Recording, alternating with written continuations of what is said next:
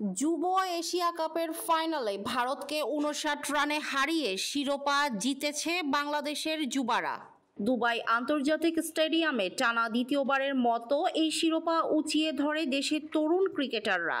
শিরোপা জেতার পর গতকাল সোমবার রাত ১১টায় হজরত শাহজালাল আন্তর্জাতিক বিমানবন্দরে পা রাখেন দলের ক্রিকেটার সহ কোচিং স্টাফের বাকি সদস্যরা।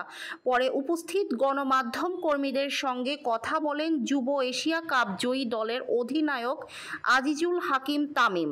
ট্রফি পাশে রেখে সেখানে অধিনায়ক তামিম জানালেন পরবর্তী গন্তব্যের কথা। তিনি আরও জানালেন তার বিশ্বকাপ জয়ের আশা আকাঙ্ক্ষার কথা। তিনি বলেছেন, আমাদের জন্য বিশ্বকাপ হবে সবচেয়ে বড় পরীক্ষা। এছাড়াও আরও বলেন, আমরা প্রস্তুত হচ্ছি এবং আরও ভালো কিছু করার লক্ষ্য নিয়ে এগিয়ে যাচ্ছি।